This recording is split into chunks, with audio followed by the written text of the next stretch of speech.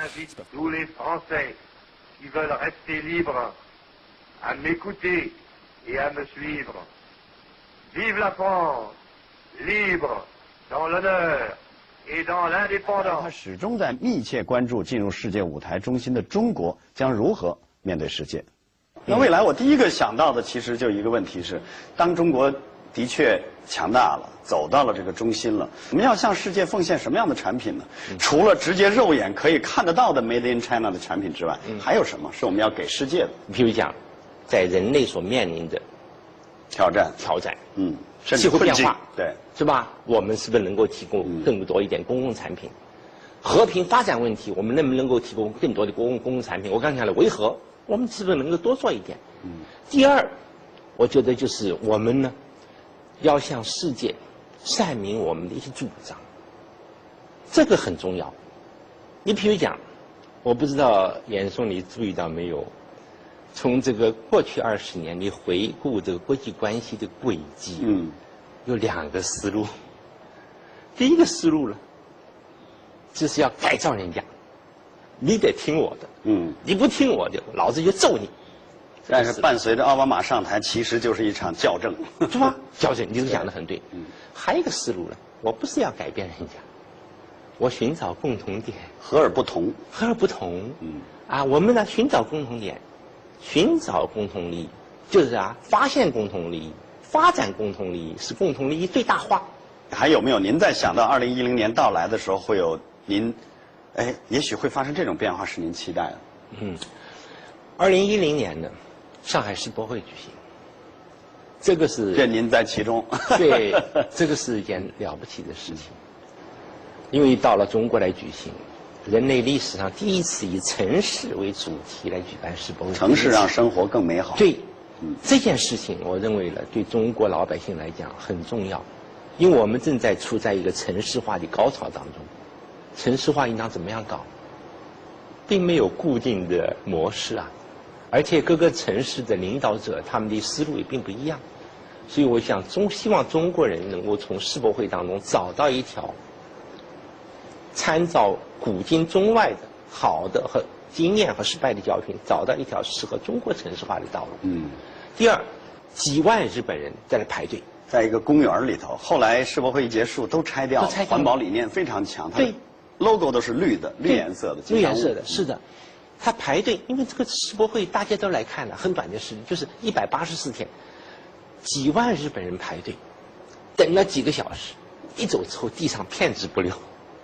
你不能不佩服日本人的秩序或对这个公共道德。我想我们中国人能不能排队排几个小时，加塞会不会有？弄得这个地上狼藉不堪，会不会有？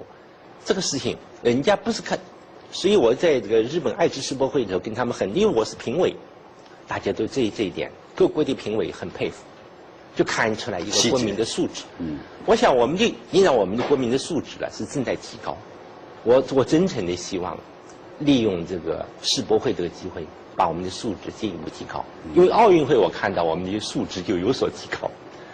你说我们在公共场合的服务，比过去有较大的改善。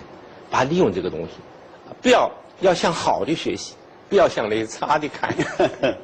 也不能只满足于我当了东道主了，然后这种骄傲感使自己忽略了很多细节。对了，现在可能中国将来真的进入到了一个细节进步的时代。你讲的太重要了，这是细节了。你就看一个国家的发展，看一个国家老百姓的素质，它往往是细节说明问题。谈到08年的时候，还有一个30年，那是在我们邻居之间，比如说中日之间，在08年的时候，正好是和平的这个友好条约来签30年，而且也是中国改革开放30年，那正好是邓小平30年前又拉开改革大幕的时候访问的日本。你怎么看待在这样一个30年年份的2008年里头，中日之间签署了第4个这样的一个政治性文件？当然，这是一个大家都会注意到的是胡锦涛主席的暖春之旅。确实这几年这个中日关系有了不平凡的经历。那么这次在日本方面这个我觉得还是有很多的这个政治家那么这次奥运会的时候我觉得我们作为外交官还是要更多的为两关系的发展。但是这2年呢，明显发生了变化。我希望目前的这种良好的关系啊，能够保持下去。那么现在国际上就面临着一个很大的问题，那就是要应对金融危机。这个危机对美国、对欧洲是挑战，对我们亚洲、对中日两国也是挑战的。那么中日两国都是亚洲的经济大国，那么我们在保持亚洲的经济的发展既对国际上的这个金融机构进行必要的改革方面，应该更多的进行交流。谈到08年的这个外交的时候，大家印象还很深的是，外交也需要平台。而明显在08年的时候，我们的平台变得更大了。你看，像奥运会开幕式的时候，哎呦，几乎是空前的，从来没有过一届哪个国家办的这个哪个城市办的奥运会会有这么多国外的领导人来出席。还有像这个中欧峰会的时候，一下45个。那么这个对于外交来说，该是一种什么样的这个考验？您怎么看待这个变得更大、更高的平台？我认为现在的平台确实是越来越多了。这主要是因为一方面，世界已经进入了一个全球化的信息化的时代，各国都更加重视多边外交。另外一方面，也是由于我们国家的实力、影响、作用已经明显上升了。由于奥运会、由于亚欧峰会等等原因，我们共同接待了180多位国家元首、政府首脑跟其他领导人。在建国60年的这个生涯呢，是从来没有过，从来没有过，从来没有过。现在我们都在学习科学发展观。科学发展观讲的一个根本的方式方法，就是要统筹兼顾。那么统筹兼顾呢，也是推进外交的根本的途径。我觉得方面应该讲3个统筹。第一个就是统筹国内国际2个大局。我们需要呢清楚地看到，就是现在外部世界对中国的发展有着重要的影响。那么中国的发展又世界的形势的走向有着重要的影响。所以外交现在必须要有个全局观念。第2个统筹呢，就是要统筹好这个地理区域这个外交跟具体领域的外交。大家细想一下经验发生的情况譬如说要应对金融危机，这并不是某一个地区的问题，对这是一个领域的问题，就金融领域将来当然可能还发展到其他的领域所以要有一个全局的观念，要把握住这些问题，看清走向，要认识到这个问题的走向对我们国家的经济，对我们国家的社会发展会产生什么样的影响，对世界的经济社会发展会产生什么样的影响，对我们同有关国家的国家关系将发生什么样的这个作用，这些都是必须要考虑的。所以我觉得我们现在要更加重视比如说安全外交、经济外交、人文外交、公共外交等诸方面。另外一个统筹就是要统筹好双边跟多边。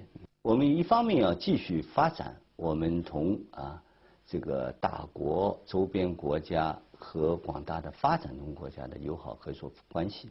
另外一方面的话，我们要非常注重利用好联合国等国际舞台这样的话呢，能起到一个互动的作用，相互促进的一个作用。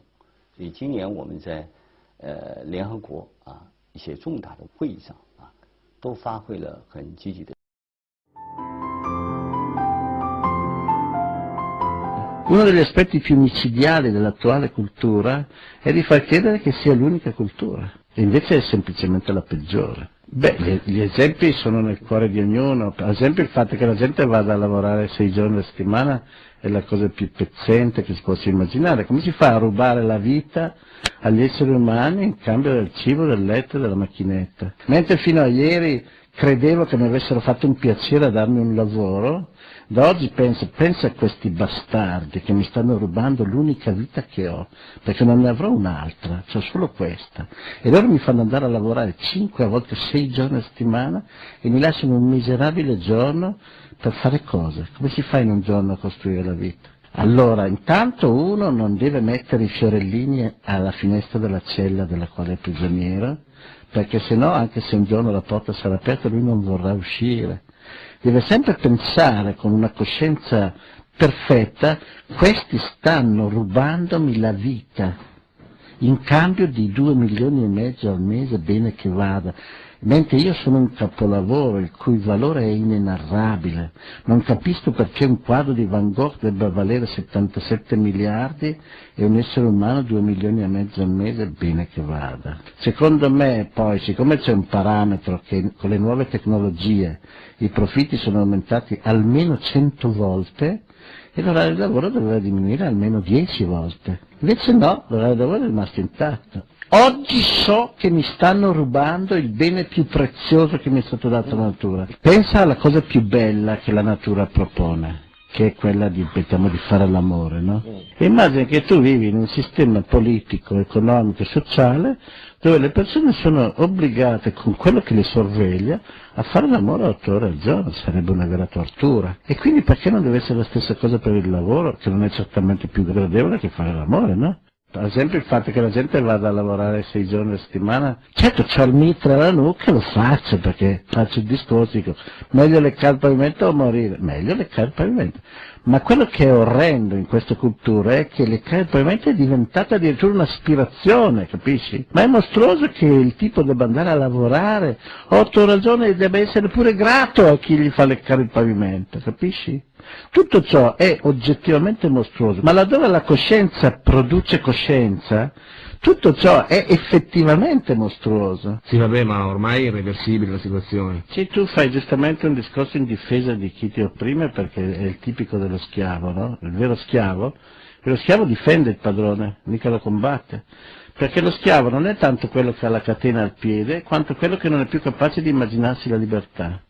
Ma rispetto a quello che tu mi hai detto adesso, quando Galileo ha enunciato che era la Terra a girare intorno al Sole, ci sarà sicuramente stato qualcuno come te che gli avrà detto: sì, sono 22 secoli che tutti dicono che è il Sole che gira intorno, ma arrivi te a dire questa stronzata. E come farai a spiegarlo a tutti gli esseri umani? Non è affar mio, signori.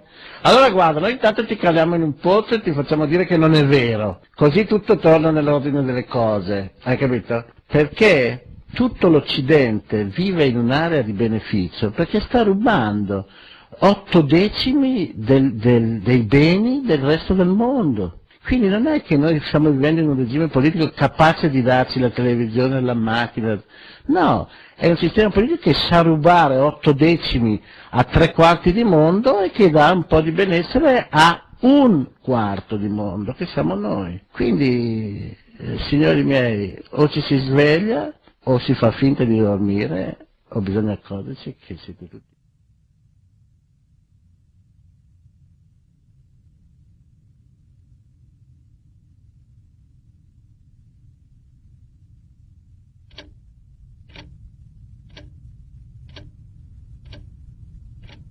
Le syndrome du larbin. Chez un individu, le syndrome du larbin est un comportement pathologique visant à prendre systématiquement la défense des classes les plus favorisées au détriment de celles dont il est issu. Ce syndrome diminue les capacités d'analyse du larbin et se traduit par un blocage psychologique l'incitant à agir préférentiellement contre ses propres intérêts au profit de ceux qui l'exploitent. L'amour démesuré qu'affiche le larbin à l'égard des patrons, des rentiers ou des milliardaires est l'acte de foi qui structure son discours. Le larbin agit sans discernement de ce qui pourrait être bon pour lui. Il intellectualise le débat pour tenter de nous convaincre que piocher chez les riches est toujours la pire des solutions, quand bien même il en serait bénéficiaire. Les arguments économiques qu'il invoque inlassablement n'ont pas servi à forger sa conviction. Le syndrome du larbin est malheureusement une vocation qui se trimballe dès le plus jeune âge et contre laquelle il n'existe aucun remède. Le larbin n'a pas choisi d'aimer les riches. Il aime les riches parce qu'il est un larbin. De tendance nettement libérale, Le larbin est celui qui vous vante les bienfaits du bouclier fiscal, alors même qu'il ne paye pas d'impôts. C'est encore le même larbin qui voudrait réduire ou supprimer l'impôt sur la fortune, même s'il sait qu'il ne sera jamais concerné par la question. Un écervelé victime du syndrome du larbin n'a pas de conscience politique. Il vote instinctivement dans l'intérêt de ceux qui l'exploitent pour s'attirer leur bienveillance. Le larbin estime que l'argent qui lui fait défaut est beaucoup plus utile dans le coffre d'un riche, qui pourra ainsi le réinvestir beaucoup plus utilement qu'il ne l'aurait lui-même dépensé. Le larbin cautionne tous les sacrifices et les plans d'austérité dont il pourrait être l'objet, comme la baisse des salaires ou encore l'augmentation de l'âge de la retraite, même si son travail ne lui convient d'aucune façon et que ses maîtres ne lui offrent aucune perspective d'améliorer sa condition. Deux théories principales s'affrontent pour expliquer l'origine du syndrome, la thèse génétique et la pathologie mentale. Après des siècles d'esclavage et de féodalité, les larbins pourraient être le produit d'une sélection artificielle des soumis par leurs maîtres. La transmission génétique des caractères aurait favorisé la sélection d'une souche vivace de larbins domestiques au profit d'une nouvelle espèce de primate, l'Homo larbinus. Selon cette hypothèse, le mécanisme en œuvre serait similaire à la sélection des chiens et des chevaux, mais directement appliqué à l'homme. Pour les tenants de la pathologie mentale, le caractère héréditaire n'est pas retenu. Il s'agirait plutôt d'un trouble qui se développerait dès l'enfance. Le processus s'aggraverait au passage à l'âge adulte, lorsque le sujet prend conscience de la médiocrité de sa condition. Le larbin développerait des stratégies inconscientes visant à restaurer un équilibre cognitif pour justifier l'acceptation de sa subordination. Le larbin finit ainsi par s'identifier à ses maîtres en s'imaginant appartenir au corps social qu'il exploite. Le larbin réagit vivement à toute discussion qui ose remettre en cause les privilèges des plus fortunés. Incapable de se livrer à une argumentation convaincante, ses messages distillent la peur et les intimidations dont il est l'objet. En réaction, le larbin brandit instinctivement une succession de termes caractéristiques qu'il essaye de glisser dans son discours, tels que communisme, bolchevisme, tirage vers le bas, la Stasi, Corée du Nord, isolement, dictature socialiste, évasion fiscale, paupérisation, millions de morts. Les quelques messages qui suivent portent la quasi-signature littéraire d'un larbin digne de ce nom. Les riches, il faut les bichonner, les câliner, si on les spolie trop, ils s'installeront ailleurs. Le bolchevisme, non merci, les Russes ont essayé en 17. Comme en Corée du Nord ou au Zimbabwe. La fortune de Bill Gates, ça fait 3 pizzas par africain et après on fait quoi? Si les riches disparaissent, on ne pourra plus leur vendre des produits de luxe. And decided to do what the Founding Fathers advocated, which was to create an independent and inherently debt-free currency. It was called the greenback. Shortly after this measure was taken, an internal document circulated between private British and American banking interests stated, "Slavery is but the owning of labor and carries with it the care of laborers," while the European plan is that capital shall control labor by controlling wages. This can be done by controlling the money. It will not do to allow the greenback, as we cannot control that. The fractional reserve policy perpetrated by the Federal Reserve, which has spread in practice to the great majority of banks in the world, is, in fact, a system of modern slavery. Think about it. Money is created out of debt. And what do people do when they are in debt? They submit to employment to pay it off. But if money can only be created out of loans, how can society ever be debt-free? It can't. And that's the point. And it is the fear of losing assets coupled with the struggle to keep up with the perpetual debt and inflation inherent in the system, compounded by the inescapable scarcity within the money supply itself, created by the interest that can never be repaid, that keeps the wage slave in line, running on the hamster wheel with millions of others, in effect powering an empire that truly benefits only the elite at the top of the pyramid. For, at the end of the day, who are you really working for? The banks. Money is created in a bank and invariably ends up in a bank. They are the true masters, along with the corporations and governments they support. Physical slavery requires people to be housed and fed. Economic slavery requires people to feed and house themselves. It is one of the most ingenious scams for social manipulation ever created, and at its core, it is an invisible war against the population. Debt is the weapon used to conquer and enslave societies, and interest is its prime ammunition. And as the majority walks around oblivious to this reality, the banks, in collusion with governments and corporations, continue to perfect and expand their tactics of economic warfare, spawning new bases, such as the World Bank and International Monetary Fund, while also inventing a new type of soldier. Enfin, Riyad Ouassis rappelle que la France fut le premier pays à reconnaître le Conseil national de la Révolution et aimerait savoir ce que pense le régime du président Sarkozy. Tout d'abord, il faut que Sarkozy rende l'argent qu'il a accepté de la Libye pour financer sa campagne électorale, s'insurge Saïf al-Islam. C'est nous qui avons financé sa campagne et nous en avons la preuve. Nous sommes prêts à tout révéler. La première chose que l'on demande à ce clown, c'est de rendre l'argent au peuple libyen. Nous lui avons accordé une aide pour qu'il œuvre pour le peuple libyen, mais il nous a déçus. Rendez-nous notre argent, on a tous les détails, les documents, et on révélera tout prochainement. Authentique. La note a toutes les apparences d'un document officiel libyen. On y lit en arabe qu'un accord a été passé pour appuyer la campagne électorale de Nicolas Sarkozy en 2007, pour un montant de 50 millions d'euros. Si le document est authentique, il accrédite les menaces proférées par Mouammar Kadhafi et par son fils l'an dernier, peu avant le déclenchement de la guerre. Les dirigeants libyens avaient affirmé publiquement détenir les preuves d'un financement occulte du président français. Des voyages avec un objectif caché, le financement. C'est une affaire d'État énorme. Un politicien payé, recevant de l'argent d'une puissance étrangère. Datée de décembre 2006, la note est adressée à cet homme, Béchir Salah, ici en photo. Il était surnommé le caissier de Kadhafi. Aujourd'hui, il dément avoir été jamais destinataire d'un tel document. Cet homme réside en France depuis le mois d'avril. Il est pourtant recherché par Interpol qui voudrait l'extrader vers la Libye. Il est sous protection de l'actuel pouvoir français, de M. Guéant notamment. Malgré les démentis, Eddie Plenel ne doute toujours pas un instant.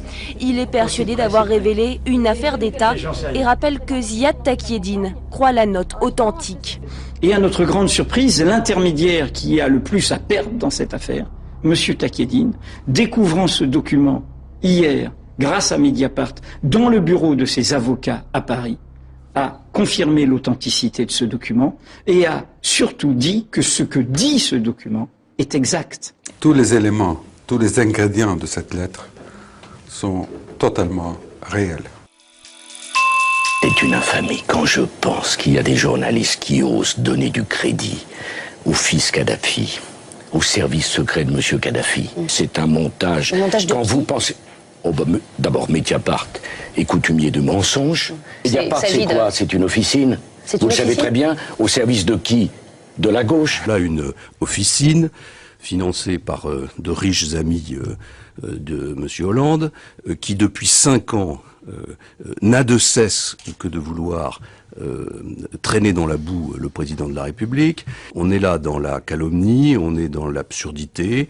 Ce que je constate, c'est que on est à 7 jours des élections et que, comme par hasard, c'est le moment où toutes ces boules puantes sortent d'une façon qui est parfaitement scandaleuse.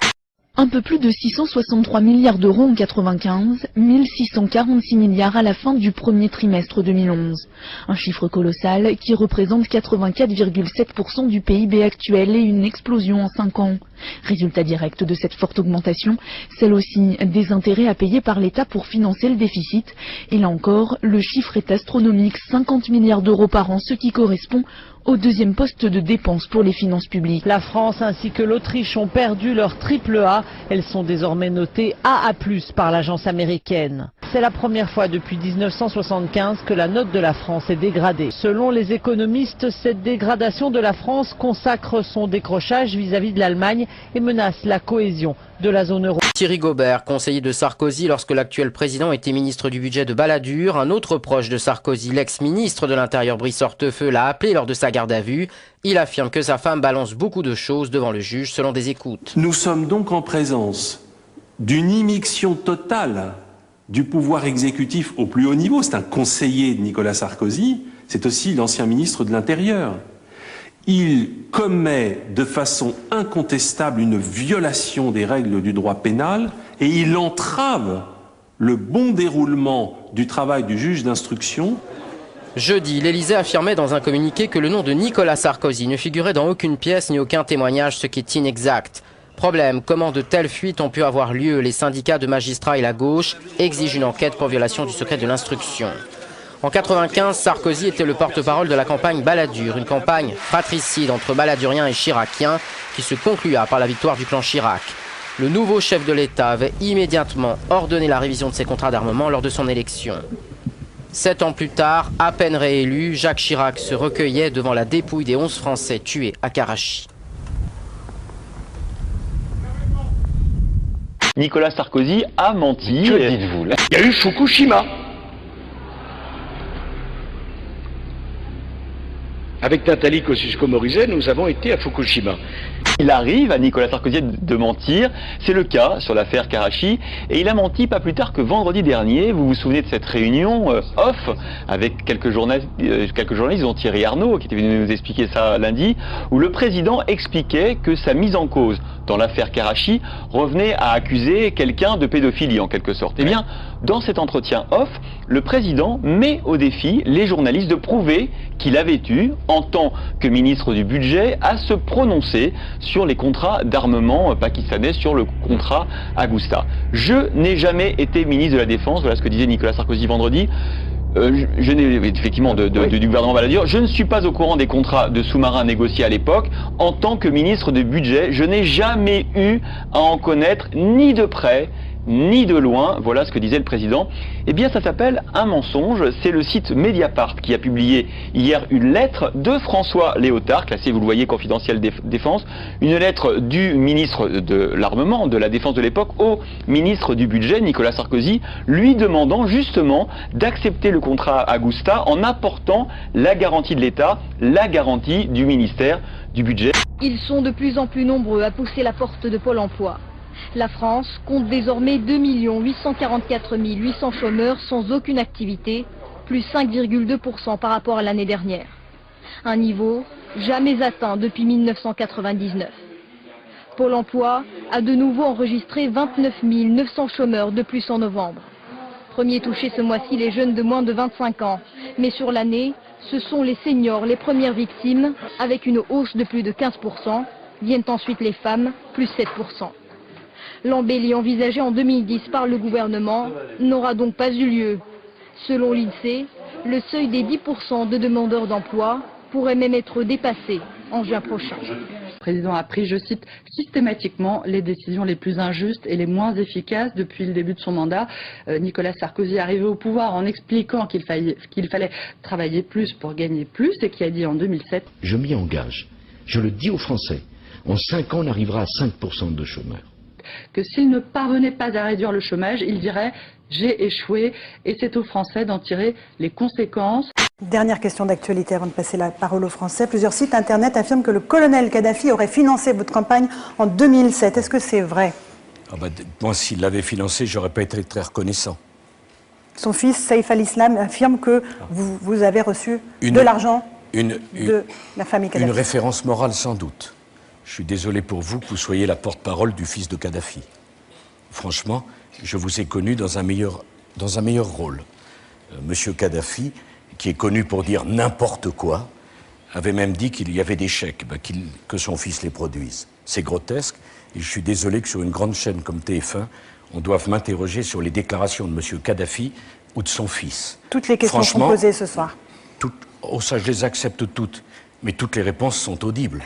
Quand on cite M. Kadhafi, son fils, M. Kadhafi qui est mort, son fils qui a du sang sur les mains, qui est un régime de dictateurs, d'assassins dont la crédibilité est zéro, et quand on reprend à son compte les questions qu'il posait, franchement, je pense qu'on est assez bas. Il s'agit d'un programme en trompe-l'œil, derrière lequel les prédateurs de la planète semblent avoir trouvé un formidable terrain de chasse. The message that was sent to Le message qui était envoyé à ce réseau mondial d'hommes d'affaires et de diplomates était « La corruption, c'est pas grave, on fermera les yeux.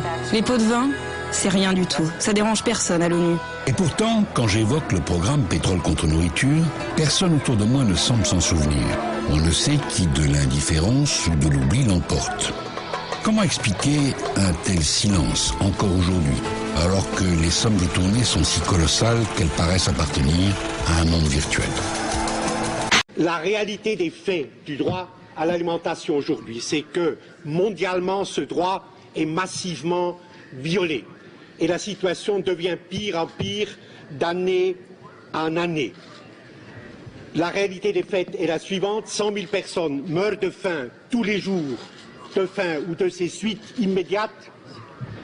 Tous les 5 secondes, un enfant en dessous de 10 ans meurt de faim.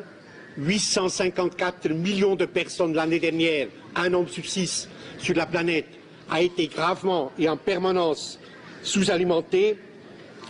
Et les chiffres vont en augmentant. Le nombre des sous-alimentés graves et permanentes a augmenté de 12 millions de personnes entre 2006 et 2007. Or, il n'y a aucune fatalité. Le World Food Report de la FAO de l'année dernière indique que l'agriculture mondiale telle qu'elle est aujourd'hui pourrait sans problème, 2700 calories individuelles par jour, sans problème nourrir 12 milliards d'êtres humains. Nous sommes 6,3, donc presque le double de l'humanité pourrait être normalement nourrie si l'ordre économique du monde était différent et tenait compte du droit à l'alimentation. Il n'y a aucune quelconque fatalité pour ce massacre quotidien. Un enfant qui meurt de faim, maintenant où nous parlons, est assassiné. Vous connaissez les réserves de la France quant au principe d'une intervention militaire. Nous pensons que ce n'est pas une décision qui serait appropriée et que par ailleurs, nous ne pouvons nous intéresser naturellement des victimes innocentes de la folie meurtrière de M. Kadhafi et de son clan. Nicolas Sarkozy demande des sanctions économiques contre la Libye, mais quelles sont nos relations économiques avec le pays? Eh bien, la France est plutôt moins exposée que d'autres pays vis-à-vis de la Libye. Pour des raisons historiques et politiques, la France a mis plus de temps que d'autres à revenir vers le colonel Kadhafi après les attentats de Lockerbie. La première visite de Jacques Chirac, c'était en 2004, bien après les Espagnols, les Anglais ou encore les Italiens. Mis à part le pétrole, donc, une rupture des relations économiques entre Paris et Tripoli n'aurait finalement que peu de répercussions pour nous. Pourtant, la France et la Libye ont annoncé une batterie de contrats. C'était en 2007, dans cette fameuse visite. Des annonces faites. Pour des milliards. C'est ça, 10 milliards exactement. C'était des annonces faites lors de la visite de Mouammar Kadhafi en décembre 2007. À l'époque, l'Élysée, effectivement, annonçait 10 milliards de contrats. En réalité, on va voir que la plupart des contrats n'ont pas été signés. Par exemple, en pratique, Areva n'a jamais construit et ne construira jamais aucun réacteur en Libye. Un contrat de 2 milliards qui s'envole. Dassault ne livrera jamais 14 Rafale à la Libye. 1,5 milliard qui s'envole. Et puis, si la bonne consolation, c'est pour Airbus, 3 milliards, 21 avions livrés par Airbus, 3 milliards au lieu de 10. Et là, oui, parce que le reste, on n'est même pas à 10, donc il y a encore... Non, il y a d'autres petits contrats qui, effectivement, n'ont pas non plus été signés. Honnêtement, est-ce qu'on pouvait se douter, est-ce qu'on pouvait savoir dès 2007, dès le moment de la visite, que ces contrats ne seraient pas signés? Ce qu'on sait, c'est que quand deux pays font comme ça des annonces en grande pompe, en général, il y a toujours une partie qui ne restera qu'un effet d'annonce. Néanmoins, un mois avant la visite de Kadhafi et l'annonce de ces contrats, Nicolas Sarkozy avait eu une réflexion plutôt clairvoyante. Écoutez. J'ajoute que tous ceux qui ont fait l'expérience de renoncer à la défense des droits de l'homme au bénéfice de contrats n'ont pas eu les contrats et ont perdu sur le terrain des valeurs. To some, it's about protecting civilians. And our resolve is clear. The people of Libya must be protected. Others say it's about oil. The only reason they're interested with Libya is about the oil. You think we'd be in Iraq if the major export there was broccoli? But some are convinced intervention in Libya is all about currency, specifically Gaddafi's plan to introduce the gold dinar, a single African currency made from gold, a true sharing of the wealth. It's one of these things that you have to plan almost in secret, because as soon as you say you're going to change over from the dollar to something else, you're going to be targeted. There were two conferences on this. one in 1996 and another one in the year 2000, called the World Mataba Conference, organised by Gaddafi. And everybody was interested, and I think most countries in Africa were keen. Gaddafi didn't give up. In the months leading up to the military intervention, he called on African and Muslim nations to join together to create this new currency that would rival the dollar and euro. They would sell oil and other resources around the world only for gold dinars. It's an idea that would shift the economic balance of the world. Countries' wealth would depend on how much gold they have, not how many dollars they trade. And Libya has 144 tons of gold. Ali Tarouni, le ministre du pétrole et des finances du gouvernement national de transition, serait donc lui aussi un membre de la Ligue libyenne des droits de l'homme, ainsi que Mahmoud Shamam, le ministre des médias du gouvernement national de transition. Ces faits, au-delà de nous démontrer que les accusations à l'encontre du gouvernement de la Jamaria libyenne sont invérifiables, nous montrent également qu'il existe des liens intimes entre l'organisation de droits de l'homme à l'origine de ces allégations et le gouvernement transitoire qui en tira profit pour s'emparer du pouvoir en Libye. Ces éléments mettent également en lumière les dysfonctionnements du droit international et de la justice internationale. Sans preuve, et uniquement sur la base d'allégations, un processus diplomatique puis militaire à l'encontre du gouvernement de la Jahamiria libyenne a été mis en place sous la responsabilité des Nations Unies et de l'OTAN. Les principes élémentaires du droit international ont donc manifestement été contournés pour aboutir à la mise en place d'un gouvernement illégitime en Libye, ainsi qu'à la destruction de la structure politique, sociale et culturelle originelle.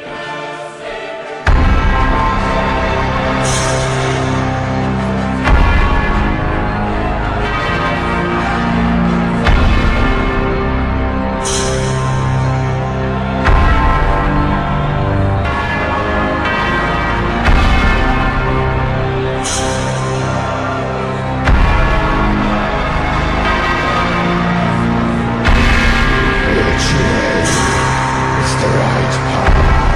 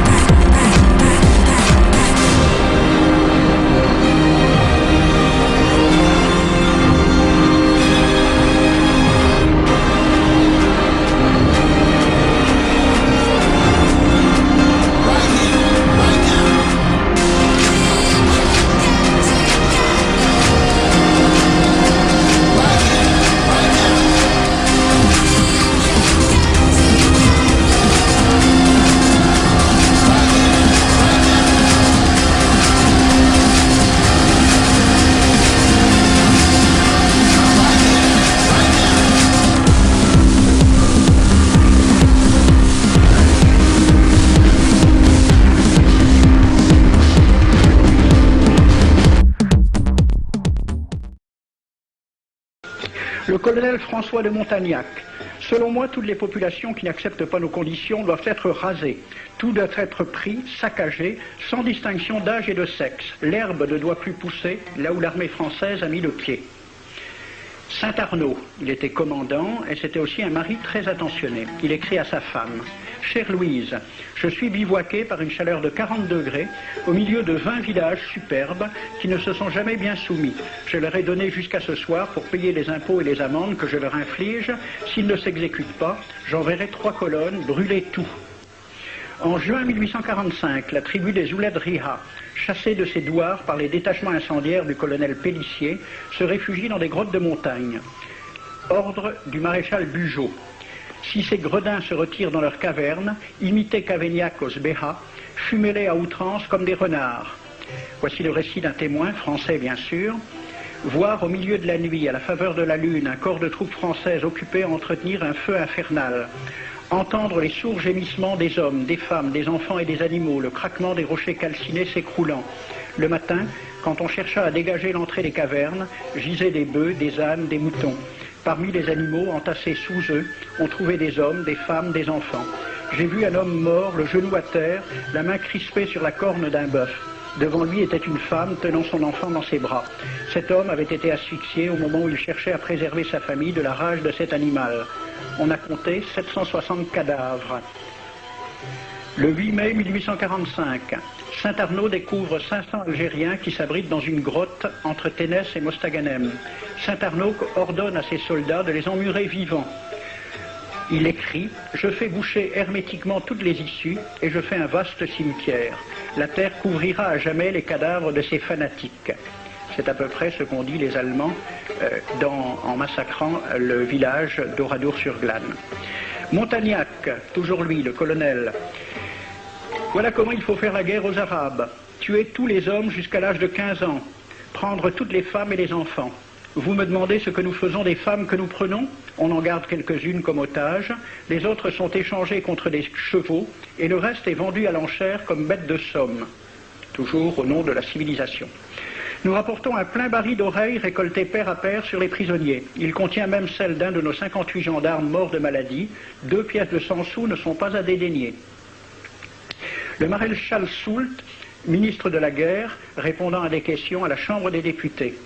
En Europe, un tel acte serait horrible et détestable. En Afrique, c'est la guerre même.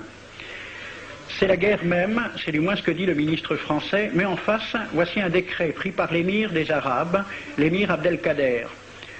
Tout Arabe qui amènera vivant un soldat français recevra pour récompense la somme de 8 douros. Tout Arabe qui aura un Français en sa possession sera tenu de le bien traiter et de le conduire le plus promptement possible, soit devant le califat, soit devant l'émir lui-même. Dans le cas où le prisonnier aurait à se plaindre de mauvais traitements, l'Arabe n'aura droit à aucune récompense. À la lecture de ce décret, question d'un soldat algérien, quelle récompense pour un prisonnier vivant? L'émir répond 8 douros. Et pour une tête coupée, l'émir répond 25 coups de bâton sur la plante des pieds. De quel côté était la civilisation? J'ai donc fait ce film avec les citations et des dessins et gravures qui étaient à la Bibliothèque nationale à Paris, et j'ai proposé le film à la Ligue de l'enseignement pour qu'il soit projeté dans les lycées et collèges de France et de Navarre. La Ligue de l'enseignement l'a refusé avec cette appréciation. Quoique très correctement réalisé et basé sur des documents indiscutables, ce film va à l'encontre de toutes les idées qui servent de base à l'enseignement de la pénétration française en Afrique du Nord, ce qui rend sa diffusion impossible. C'était reconnaître que l'enseignement n'avait pas pour but l'éducation, c'est-à-dire l'ouverture vers la réalité, mais l'endoctrinement au service d'une idée politique, ici le colonialisme. L'avion régulier d'Air France a contribué dans... Vous vous souvenez de la fameuse phrase de Rocard qui est toujours à peu près citée, à peu près tronquée, etc. On ne peut pas accueillir toute la misère du monde, etc. Vous dites, si j'ai bien compris, vous nous dites, vous ne pouvez pas nous laisser toute la misère du monde. Hein. Alors, expliquez-moi, comment vous ressentez? Je voudrais dire d'abord que tout cela procède d'une telle arrogance et d'un tel nombrilisme. Français. Français. Ou, comme vous l'avez dit, je n'ose pas croire qu'il y a eu une si profonde méconnaissance de l'histoire de la France par les chantres de l'immigration choisie et autres. et non seulement son histoire, mais le sens de la présence actuelle de la France dans le monde. La France ne jure que par son rayonnement culturel et son expansion économique. Mais au détriment de qui? Vous cultivez chez l'autre dès le berceau. C'est l'invitation au voyage.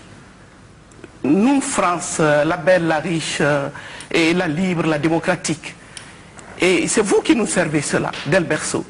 Mais vous battez... Nous créons le désir chez vous. Absolument. Ouais. Bec et ongle, vous battez en Afrique et dans le monde pour et votre présence dans le cadre, enfin, une France compétitive. Ce qui veut dire, vous inondez nos marchés avec vos restes. Vous détruisez nos économies. Nous partons de pays totalement désintégrés par des réformes subies. Qui parle de choix? Mais est-ce que la France doit être la seule à avoir le privilège du choix?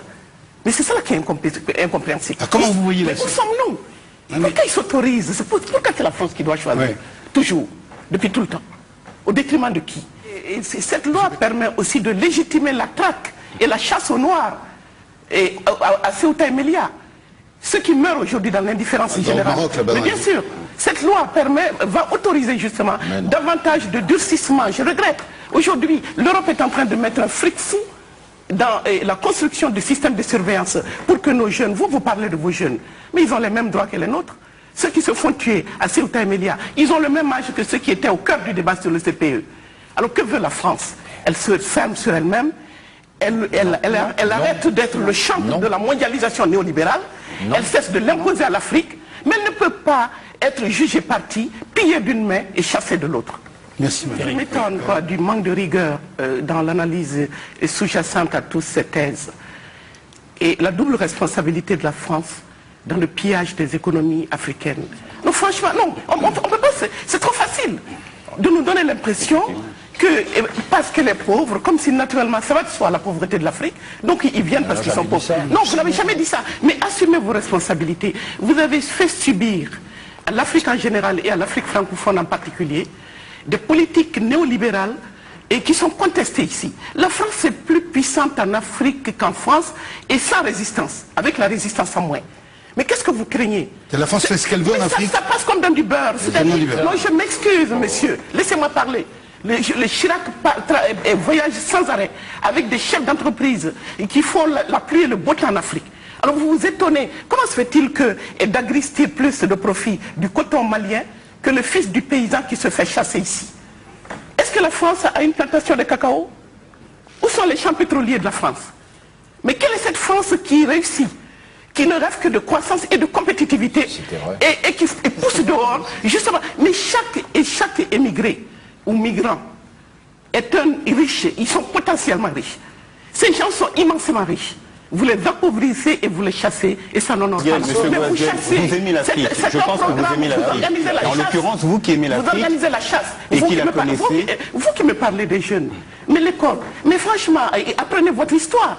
Je ne parle même pas du passé. Mais étudiez davantage la coopération. Et quelle est la politique. Non, ne soyez pas. Je pense que sur ce point, nous sommes complètement d'accord. Ne vous cantonnez pas sur la politique intérieure de la France. Essayez de voir un peu à l'extérieur ce que vous faites. Si je peux répondre à Mme Traoré. Vous dégagez à l'extérieur. Je vais vous dire quelque chose. Et au niveau de l'école, moi je vous parle des universités africaines qui n'ont pas d'excellence. Vous avez tout à fait raison. Mais quand vous parlez de vos jeunes, je vais vous dire pourquoi. J'ai 29 ans. Je suis profondément européen, mais pas cette Europe mondialiste, ultralibérale, qui est en train de piller les richesses dans tous les pays du monde. Voilà par exemple, Madame Traoré, voilà par exemple,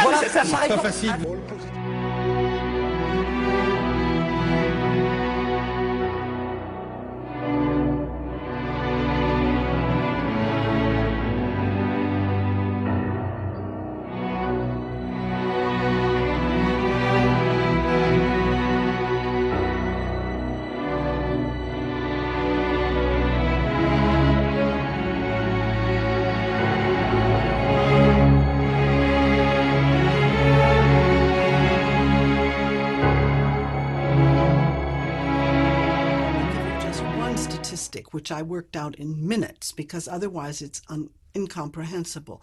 Sub-Saharan Africa, which is the poorest part of the world, is paying $25,000 every minute to northern creditors. Well, you could build a lot of schools, a lot of hospitals, a lot of you could make a lot of job creation if you were using $25,000 a minute differently from debt repayment. So there's this drain, and I think people don't understand that it is actually the South that is financing the North. If you look at the flows of money from North to South and then from South to North, what you find is that the South is financing the North to the tune of about $200 billion every year. C'est la bourse aux idées noires. Bonjour Alain Deneau. Bonjour. Merci de passer par le journal de TV5 Monde. Vous êtes avec nous depuis Montréal. Vous êtes l'auteur de Noir Canada, avec comme sous-titre « Pillage, corruption et criminalité en Afrique ». C'est aux éditions Éco-Société.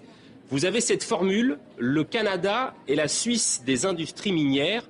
En quoi le Canada est-il un ami si particulier pour ces grands exploitants mondiaux ? En fait, contrairement à l'image qui est répandue à l'échelle internationale à l'effet que le Canada serait un pays sage, inoffensif et au fond pacifiste jusqu'à la moelle, il reste que notre État se révèle officieusement un havre réglementaire et législatif pour l'industrie extractive mondiale. On ignore souvent que 70% des sociétés minières mondiales sont canadiennes. Ça veut dire que, à peu près 3 sociétés minières sur 4 dans le monde est enregistrées au Canada, le plus souvent cotée en bourse à Toronto, et que cette industrie qui est pointée du doigt dans une documentation internationale pléthorique là, par rapport à des cas graves, là on parle de corruption, de trafic d'armes, de collusion avec des seigneurs de guerre, de pollution massive, d'évasion fiscale de grande envergure, ainsi de suite. Donc cette filière minière qui donc se trouve pointée du doigt par cette documentation-là se trouve en quelque sorte sous la protection d'un état de complaisance par rapport à elle, qu'est le Canada. Et donc, dans notre travail, nous, l'équipe avec laquelle je travaille et moi-même, nous essayons de comprendre ce qu'il en est de ce système canadien réglementaire là, quant à l'industrie minière mondiale. Alors justement, donnez-nous s'il vous plaît quelques exemples de pays qui subissent cette industrie minière canadienne. Malheureusement, il y en a énormément. Je veux dire, en Amérique latine, en Afrique, en Asie, en Europe de l'Est, plusieurs pays, effectivement, voient apparaître des sociétés minières qui obtiennent des concessions, souvent dans des conditions assez troubles, là, surtout quand il y a des conflits armés, et peuvent provoquer le pire, souvent, trop souvent, en matière environnementale, sociale, sécuritaire, fiscale, politique, ainsi de suite. Et ce qui fait la spécificité du Canada, c'est qu'au Canada, on s'est engagé dans les années 1990 à attirer les sociétés minières mondiales dans la législation. Et comme on sait aujourd'hui avec la mondialisation économique, les chefs d'État sont souvent des courtiers qui vendent des avantages juridictionnels aux investisseurs internationaux. Alors on a des sociétés qui viennent d'Australie, des États-Unis, d'Israël, de Suède, de Belgique pour s'enregistrer au Canada et profiter d'un cadre législatif et juridictionnel avantageux pour elles. Ici, par exemple, au Canada, du fait qu'on soit une ancienne colonie, il y a un système boursier qui favorise la spéculation. On a des incitatifs fiscaux pour amener les investisseurs institutionnels, comme les banques, les fonds de retraite, les compagnies d'assurance, à placer leurs actifs spécifiquement dans le domaine minier. Donc on a une sorte de pipeline d'argent qui part de Toronto là, et qui alimente les projets miniers, même les plus controversés, dans le monde. On a aussi une diplomatie de complaisance là, qui constitue une sorte de lobby minier informel dans les pays du Sud où se trouvent présentes les sociétés canadiennes en grand nombre et qui va mettre sous pression les États pour qu'ils adoptent des codes miniers outrancièrement avantageux pour l'industrie extractive, ainsi que tout un plan de développement en ce qui concerne les infrastructures routières et autres, de façon à favoriser l'exploitation des minerais, bien que cela se fasse parfois, souvent et trop souvent, au détriment des populations. Sans parler d'un cadre légal qui fait qu'il est très, très, très difficile ici de poursuivre aux civils, aux criminels, les sociétés pour ce qu'elles auraient commis à l'extérieur de nos frontières. Donc on a cette espèce de paradis réglementaire, cette espèce de paradis judiciaire qu'est le Canada et qui offre en quelque sorte des avantages réglementaires, législatifs, financiers et autres, fiscaux, à une industrie qui se trouve ici donc aux anges. Vous parliez de la bourse de Toronto. Elle récupère en fait beaucoup d'argent, c'est notamment via les fonds de placement. C'est en fait les Canadiens qui placent leur argent pour ensuite être redistribués pour qu'ils puissent toucher une retraite. Est-ce qu'ils sont d'abord au courant de ce système-là et comment le vivent-ils, tout simplement ? Oui, la question est tout à fait éminente. Là. Quand on dit effectivement que les investisseurs institutionnels sont amenés à placer leurs actifs spécifiquement dans le domaine minier au Canada, il faut voir qu'ils ont entre les mains l'épargne que les Canadiens leur confient. Donc, les citoyens canadiens se trouvent en quelque sorte régulièrement à cotiser dans des fonds de tout genre et trouvent en quelque sorte des avantages à ce que l'industrie canadienne se comporte comme elle le fait à l'étranger, puisque leur propre épargne est étalonnée sur les résultats de cette industrie. Cela dit, tout se fait dans une relative ignorance. On sait qu'il est au Canada assez difficile, étant donné notre droit, le common law, de citer les compagnies minières pour ce qu'elles font à l'étranger, étant donné que ici, si on se fie à ce qu'en dit le professeur de droit Pierre Trudel de l'Université de Montréal, la question de la réputation des personnes morales que sont les sociétés privées a préséance sur la question de l'expression. Et donc la liberté d'expression ici se trouve entamée.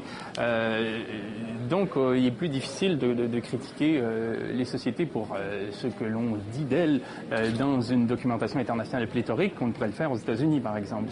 Donc on se retrouve dans un système qui est avantageux pour les sociétés. Il y a un élément dont vous avez parlé, c'est la diplomatie canadienne. Comment se positionnent justement les dirigeants canadiens, ceux qui ont les plus hautes fonctions par rapport à cette industrie minière? Ben, il est intéressant de voir qu'un grand nombre de premiers ministres canadiens, une fois à la retraite, travaillent pour ou dans une société minière. Je pense à Joe Clark, à Jean Chrétien, à Brian Mulroney, qui sont des acteurs importants du secteur minier, notamment en Afrique ou ailleurs. Il y a le fait aussi que la diplomatie canadienne comme telle travaille à la Banque mondiale pour que dans les pays du Sud, on développe des codes miniers qui ressemblent drôlement à ceux du Canada, qui sont, comme je le disais tout à l'heure, un legs de notre époque coloniale et qui sont tout à fait avantageux pour l'industrie extractive, notamment en ce qui concerne les redevances, la fiscalité, les droits à polluer, et ainsi de suite, quoi. Donc, on se retrouve à mettre sous pression les pays du Sud pour qu'ils adoptent un code d'investissement et un code minier qui profite à l'industrie. Et le Canada est actif en cela, sans parler de la présence de diplomates canadiens pour mettre sous pression les États quand les sociétés minières ont besoin qu'on exproprie des populations civiles ou qu'on développe le territoire de façon à faciliter son travail. Et vous savez, il y a des citations qui ne sont pas piquées des verres. Il y a une diplomate canadienne qu'on cite dans notre livre, Le Noir Canada, qui dit « Si la diplomatie canadienne soutient coûte que coûte l'industrie minière dans le monde, c'est pas qu'elle est de mèche avec elle, mais c'est que les Canadiens se sont trouvés à placer tellement d'actifs à titre individuel dans cette industrie, selon le système que j'expliquais tout à l'heure, qu'il faut défendre le bien public canadien en soutenant cette industrie coûte que coûte à l'étranger. Tout ça, c'est un peu emberlificoté, mais tout ça pour dire que la diplomatie canadienne fait passer son soutien à des projets industriels souvent très controversés sur la base d'une sorte de cupidité du peuple canadien quant au sort de cette industrie, du fait qu'il la finance par son épargne, mais en même temps, on constate que ce public canadien n'est pas tellement bien informé des affres de cette industrie. Alain Deneau, Noir Canada, nous aussi nous allons nous quitter avec cette citation. Pour les intérêts de notre pays, il ne faut pas avoir peur de mettre la main dans celle du diable. C'est signé de Jacques Foccart, le monsieur France-Afrique. Merci beaucoup Alain Deneau. Je vous remercie. I'm hurting for Africa because now the United States has inserted AFRICOM into Africa. Soldiers are there, supposedly trying to track down Mr. Coney. But in reality, it has nothing to do with the Lord's Resistance Army. It has everything to do with the mineral strength in Central Africa that America will never be a superpower in the 21st century if she doesn't have access to those strategic metals and minerals. And now that the African Union would even recognize the National Transitional Council, it's so grievous to me because those Arabs, that hated Gaddafi because Gaddafi spent treasure of Libyan oil for African development. So when he invited Africans to come into Libya, he wanted even the marriage of black Africa with Arab Africa, because he said in his green book, you know, the future belonged to the black man, that we would ultimately prevail in the world.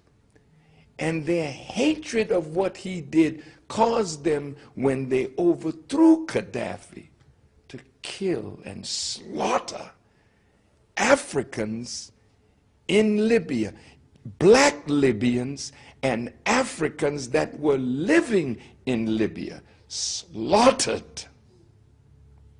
And I could not for the life of me understand how the African Union would recognize them without some kind of reparation for the destruction of black African life. Weak leadership, weak, cowardly leadership that is so frightened of North America and Europe, that you allow yourself to be trodden underfoot so that the next generation receives nothing but the legacy of cowardice. So yes, I would like to add the Nation of Islam to Africa's development, but right now, poor Africa has to get her head in the right direction. Thank you for your question, Mr. Walcott. I'm sorry I went so long, but it was a wonderful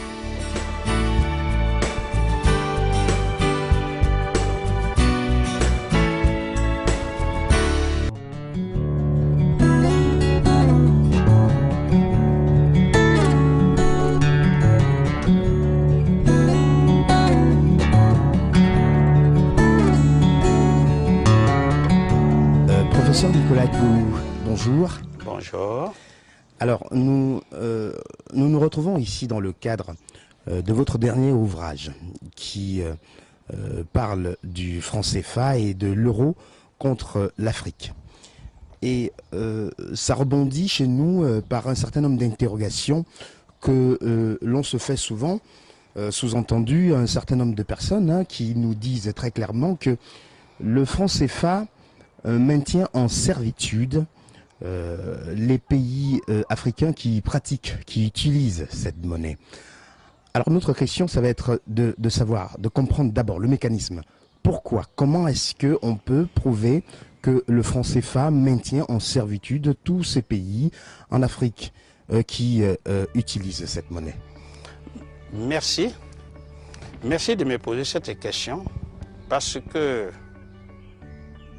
dans le temps comme dans l'espace, lorsqu'on parle de la souveraineté des États, c'est trois choses, à savoir la monnaie, la défense, pour ne pas dire le militaire, et la constitution. Et dans ce triangle de souveraineté, l'élément le plus important, c'est la monnaie. Pourquoi? Parce que lorsqu'on a sa propre monnaie, on utilise cette monnaie et on met en mouvement le génie d'invention, le génie créatif de la population. La monnaie, c'est le carburant, c'est-à-dire vous avez une voiture neuve, toutes les pièces sont au grand complet. Mais tant que vous n'y avez pas mis le carburant, la voiture ne bouge pas.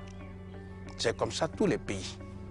Donc, les États, les 15 États africains utilisateurs du franc CFA sont paralysés dans leur développement par une monnaie qui ne leur appartient pas. Donc, avant d'aller plus loin, il faut dire que lorsqu'on a sa monnaie, on fait travailler le peuple. Le peuple, en travaillant, non seulement arrive à satisfaire ses besoins, mais peut exporter. Et quand on exporte, on obtient l'argent des autres, qu'on appelle les devises, Et grâce à ces devises, on peut importer, par exemple, tout le matériel militaire et constituer l'armée, la défense. Ça devient le deuxième point du triangle.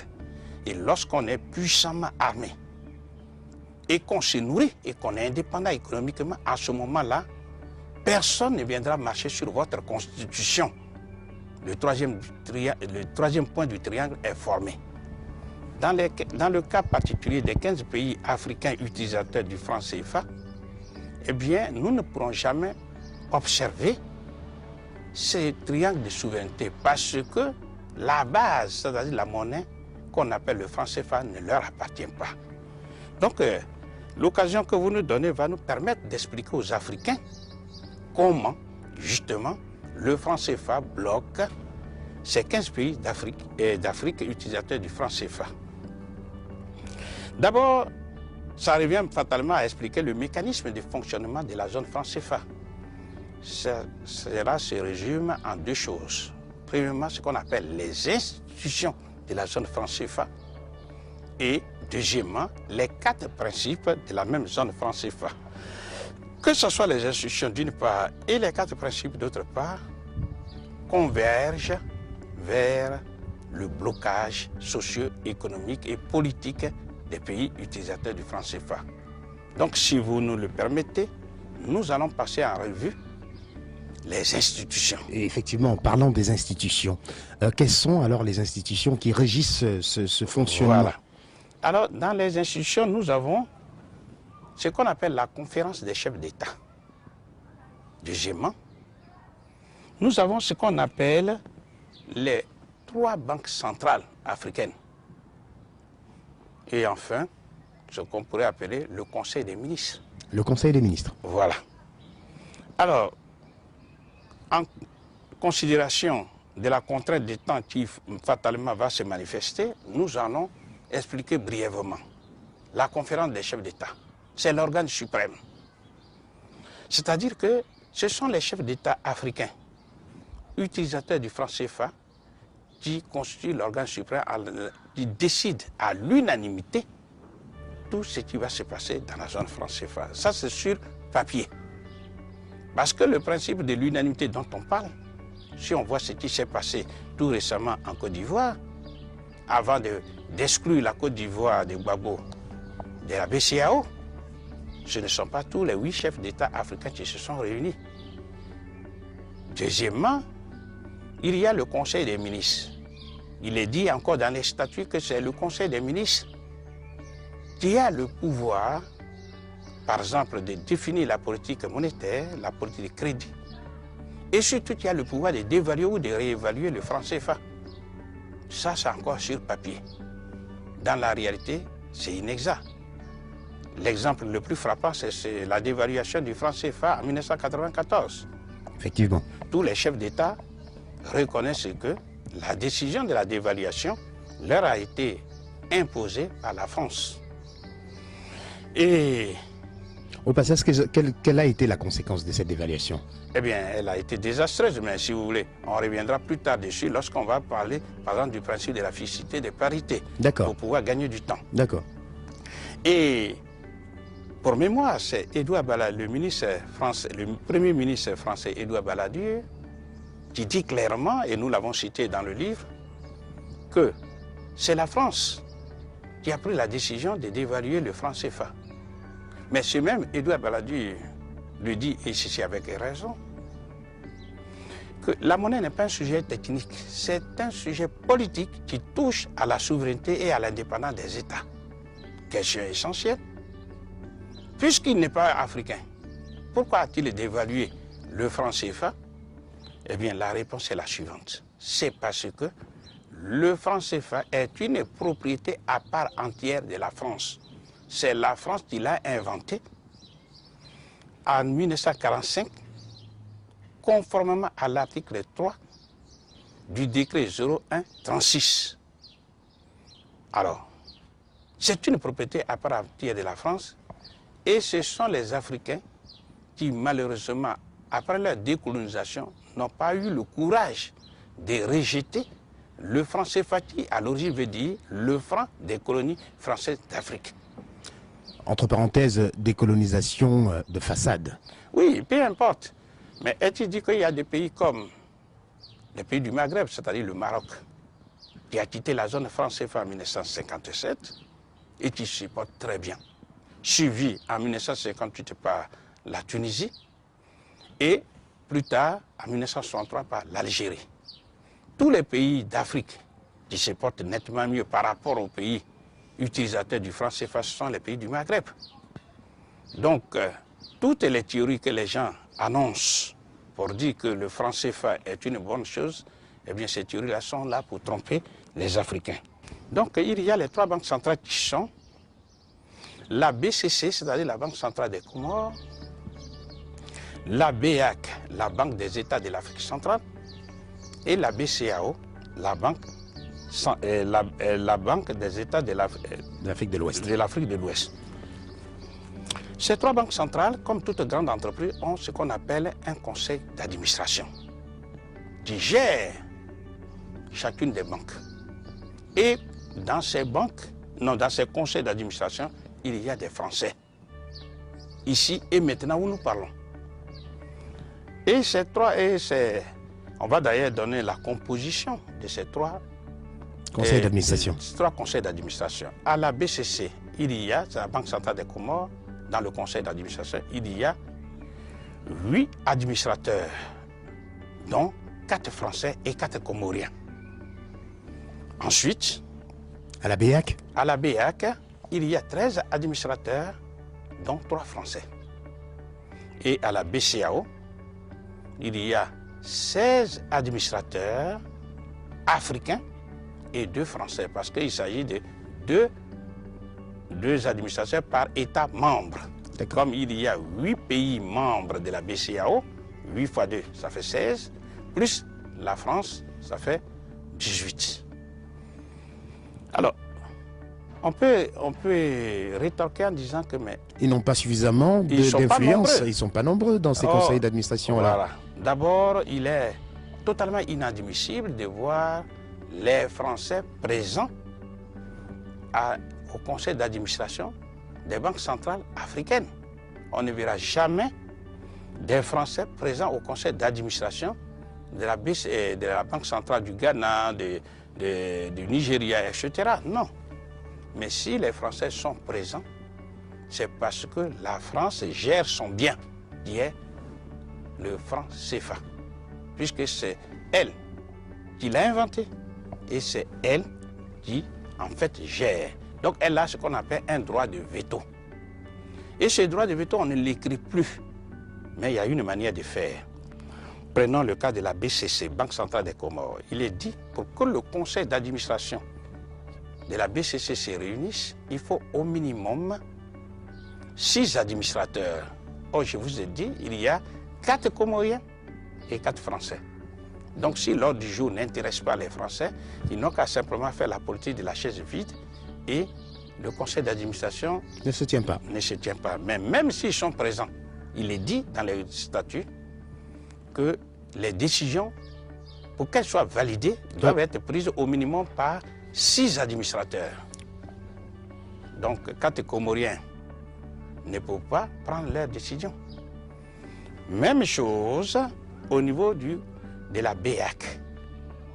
Il est dit clairement que pour que le conseil d'administration se réunisse et prenne des décisions valables, il faut, c'est écrit clairement, il faut la présence de 2 administrateurs français.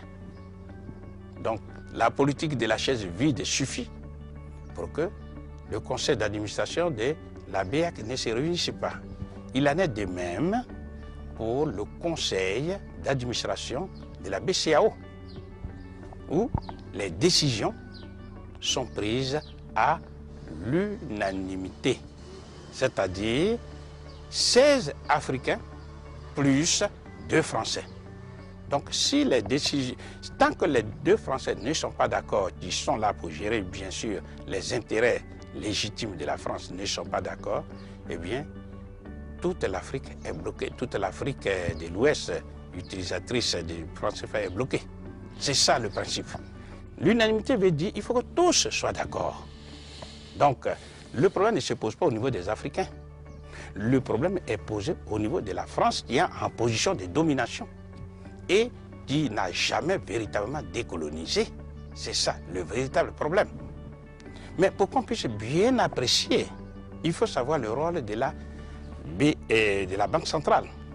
Dans tous les pays du monde, la Banque centrale est toujours un établissement public qui appartient donc à un État ou à un groupe d'États. Et il est dit clairement, prenons le cas de la BCEAO, Banque centrale des États de l'Afrique de l'Ouest, que la BCEAO a pour rôle de financer le développement des pays membres de la BCEAO. Donc c'est le conseil d'administration, chapeauté par la France, qui prend les décisions. C'est-à-dire qui décide quel est le montant du volume des finances à injecter dans le développement de chaque pays membre. Or, ce conseil d'administration, pendant qu'il prend la décision, il y a la France avec son droit de veto. Autrement dit, c'est bien la France qui, à travers le conseil d'administration, impose le très bas niveau de développement socio-économique que connaissent les États africains membres de la BCEAO. C'est ça qu'il faut retenir. Parce que dans la coopération monétaire dont on parle, il y a un seul pays qui s'est développé. Mais au détriment des autres, c'est la France. Et ceci depuis 1945 jusqu'à ce jour. Donc vous voyez bien que le conseil d'administration étant la tête, eh bien la France chapeaute, domine. Vous décrivez là carrément le nazisme monétaire. Non, justement. C'est-à-dire que la France a hérité du nazisme monétaire pour faire ces pratiques-là. Disons un seul mot dessus. Lorsque la France était occupée par les Allemands nazis, non seulement les nazis versaient partout du sang, mais les nazis étaient présents partout, à tous les postes stratégiques financiers, que ce soit à la Banque centrale de la France qu'on appelle la Banque de France, que ce soit à la douane, partout où il y avait de l'argent. Et c'est comme ça, les nazis pillaient systématiquement les pays qui ont été mis sous sa domination, dont la France. Mais ce nazisme monétaire se manifeste non seulement par la présence des nazis dans le conseil d'administration des banques centrales, mais aussi par, 1, la dévaluation de la monnaie locale, 2, par le remplacement de la monnaie locale par une monnaie coloniale, et troisièmement, par l'ouverture à Berlin des comptes d'opération. Et c'est tout ça que la France a pu reprendre à son compte dès qu'elle a été libérée en 1947.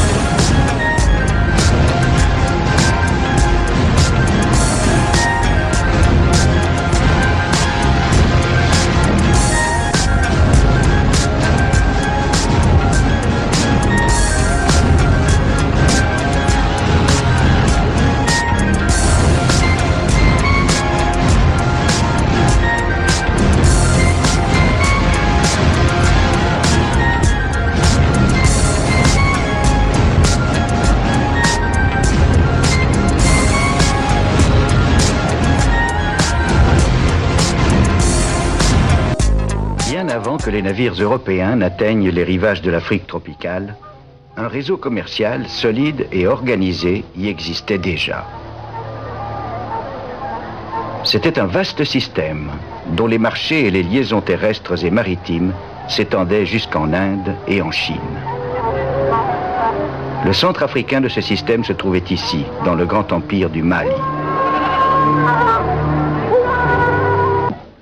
Un voyageur célèbre du XIVe siècle visita l'empire du Mali, encore au sommet de sa prospérité, et consigna dans ses mémoires.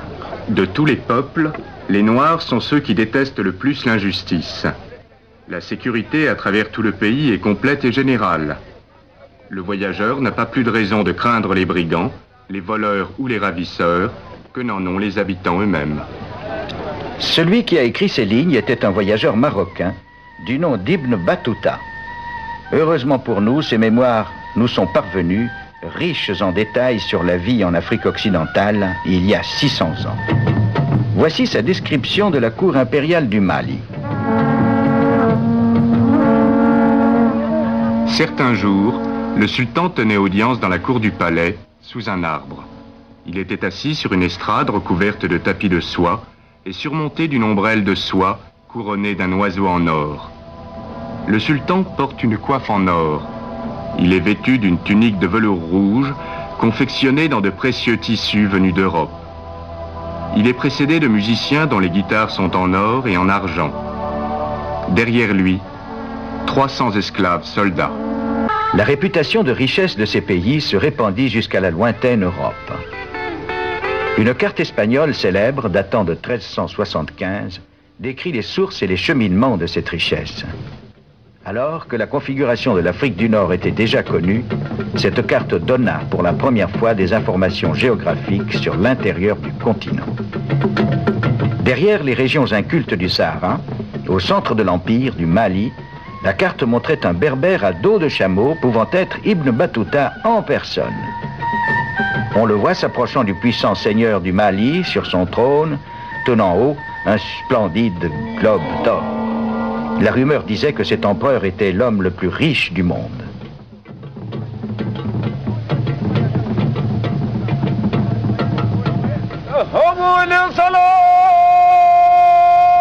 En 1324, Kankan Moussa, autre empereur du Mali, revenait d'un pèlerinage à la Mecque.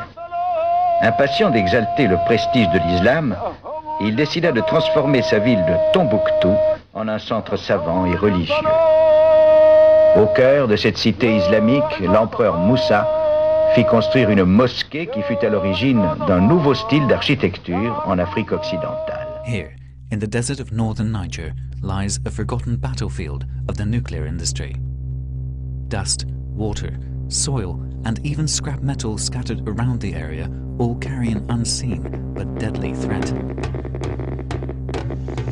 Landlocked in the Saharan desert, Niger ranks as the fourth poorest country on the planet.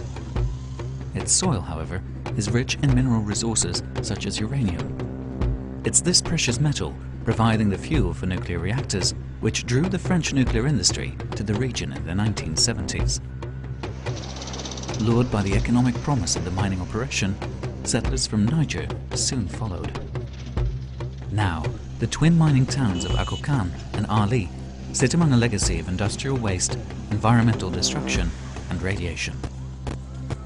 Al-Mustafa Al-Hassan heads a local organization which has been protesting the effects of the uranium mining by French company Areva. While sounding the alarm bell at an international level, his priority is to inform the local people of the hidden danger. Les gens, non, je vais dire, ils n'ont pas peur puisqu'ils ne savent pas de quoi est fait la radioactivité, ils ne connaissent pas c'est quoi la radioactivité. La priorité des gens, c'est la pauvreté. Mais quand même, ces problèmes, il ne faut pas les perdre de vue. Il est là. Les deux vont à la fois parce que la radioactivité augmente la pauvreté, parce qu'elle fait des victimes. Clouds of dust caused by a controlled explosion in the open pit mine carry poisonous gas towards town. Mountains of industrial, radioactive waste sit in the open air for decades. And the shifting of millions of tons of rock and earth has corrupted a once clean source of groundwater that is also rapidly disappearing due to industrial overuse. Comme vous l'avez constaté, la faune a disparu, la flore a disparu autour de la ville d'Arlit. C'est vrai que c'est un pays désertique, mais quand même, il y a des arbres qui vivent dans des déserts. Donc l'héritage, pour nous, c'est la pollution durable. A full, independent investigation of radiation levels and the impacts on human health and the environment has never been carried out. But in November 2009, Greenpeace and its partners were able to conduct a brief scientific investigation of the area.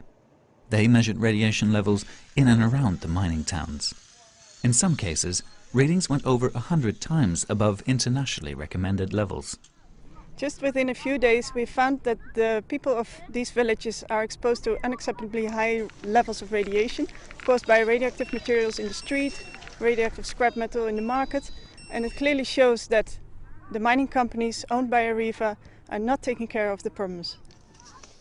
Soil and water samples taken by Greenpeace were investigated by the French Nuclear Research Institute, CRIRAD, in Valence. Its findings further confirm the radioactive contamination of the region. Les analyses qu'on a pu faire montrent d'abord la persistance de la contamination en uranium. Sur 4 des 5 échantillons d'eau, la quantité d'uranium dépasse les recommandations de l'Organisation mondiale de la santé. Ensuite, la présence d'autres substances radioactives, dont le radon, qui est un gaz radioactif et qui est dissous dans l'eau. Et puis la pollution par des éléments chimiques, par exemple des nitrates, de l'ammonium, du molybdène, à des concentrations pour les nitrates et le molybdène qui dépassent là aussi les recommandations de l'OMS.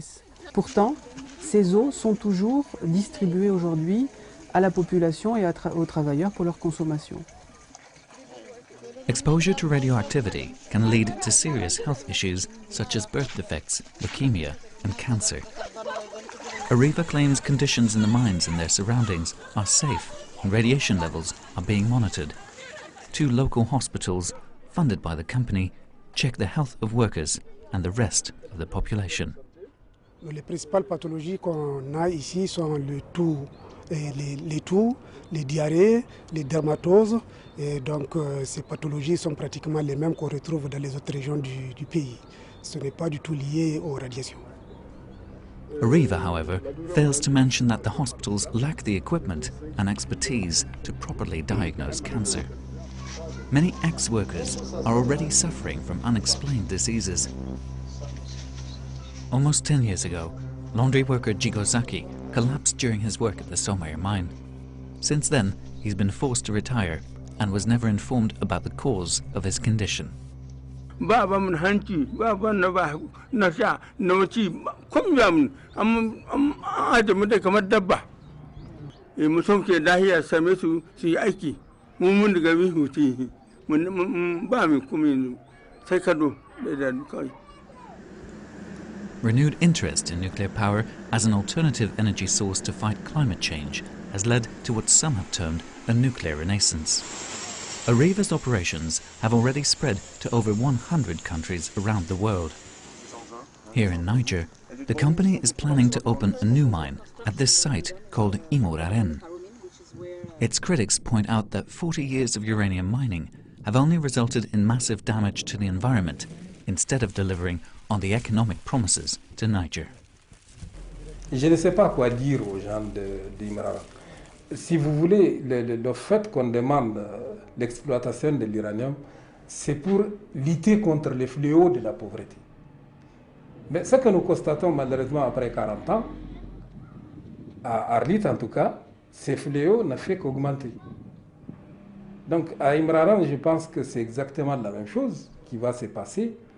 Et maintenant, si j'ai un appel, c'est d'appeler la population à être un peu plus vigilante pour qu'il y ait moins de pollution et qu'il y ait plus de retombées. On the same night that leaves most of Akokan's streets unlit, the uranium mined here is powering 1 million households a continent away. In about 10 years' time, the local economy will dry up as the mines run out of uranium. The 80,000 people living here and centuries of environmental pollution will all be left behind in the dust.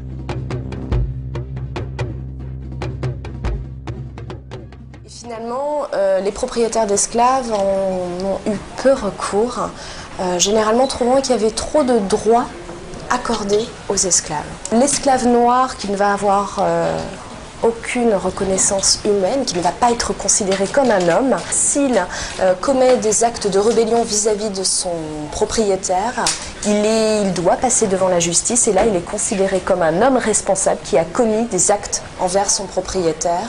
Il doit répondre devant la loi. Avec la traite atlantique, avec le commerce triangulaire, là on a un système qui est d'une sophistication, d'une technicité inconnue. Parce que c'est un système industriel. On a construit des bateaux, des navires avec donc, des cales à double fond qui sont étudiés au centimètre près pour pouvoir recevoir les esclaves. Et les armateurs, une partie de leur métier importante consistait à rédiger des instructions au capitaine. Descendez dans telle rivière, prenez tel genre d'esclaves parce qu'ils sont obéissants, etc. Et d'ailleurs, les négociants armateurs, tous ceux qu'on va voir là, souvent ils s'associaient. Ils préféraient avoir des parts de plusieurs bateaux qu'un seul bateau. Tout simplement parce que s'il y avait un naufrage ou un mauvais calcul des départs et arrivées, ça suffit. Hein. On peut arriver quand le sucre se vend pas cher, etc. Enfin, bref, il faut qu'il attende à peu près 2 ans pour que ses investissements puissent commencer à lui rapporter. Mais ça rapporte beaucoup. À Nantes, au XVIIIe siècle, la famille Montaudoin est une des rares qui ait fait la traite négrière du début à la fin. Et les Montaudoin vont former comme ça ce qu'on appelle une dynastie d'armateurs. Et la rue d'ailleurs porte son nom, rue Montaudoin. Et M. Montaudoin, sa fortune est née ici. Que beaucoup d'armateurs faisaient fortune dans la traite et après ils achetaient des terres et ils passaient à autre chose. Et c'est dans les îles de Loire que la population nantaise s'est étalée au XVIIIe siècle et la population évidemment la plus riche. C'est pour ça qu'on va retrouver nos hôtels négriers bien entassés les uns contre les autres. Dans l'île Gloriette, ça va être l'hôtel d'Orbruck et surtout dans l'île Feydeau, ce sont les mêmes ouvriers ferronniers qui forgeaient les fers d'esclaves. Et ces fers d'esclaves étaient fabriqués à Nantes, étaient transportés en Afrique et vendus aux rois noirs ou vendus ensuite aux planteurs. Et on tient les comptes parce que les planteurs, les acheteurs sont réputés quand même très mauvais payeurs.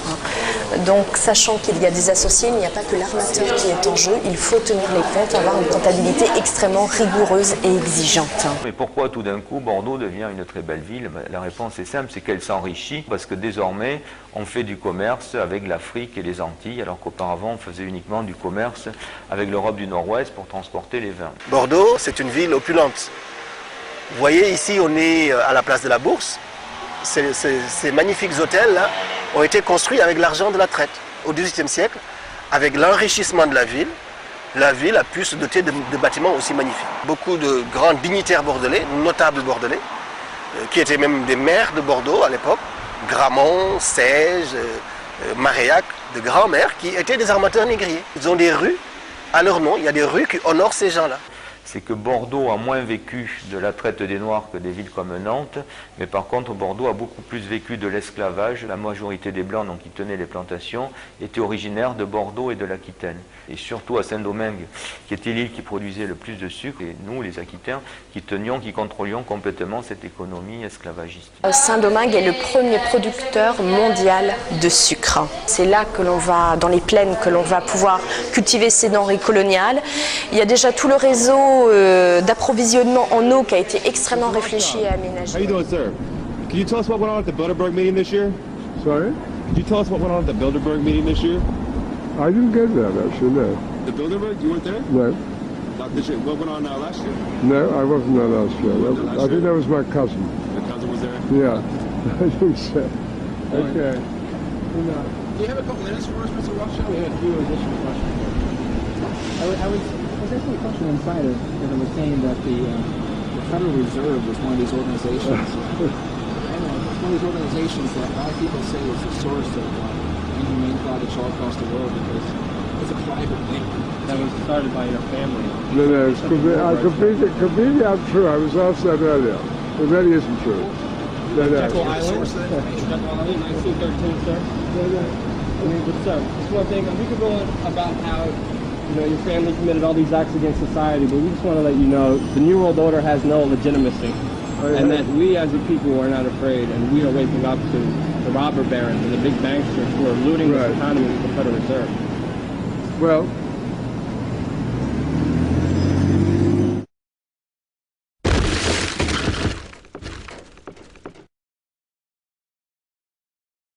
we just want to let you know the New World Order has no legitimacy, and that we as a people are not afraid, and we are waking up to the robber barons and the big banksters who are looting this economy with the Federal Reserve. Well, what do you? I mean, the Rothschilds family did start the federal. You know, they divided Europe first, took over Europe. The Napoleon. Don't exaggerate. Well, no comment on that, sir?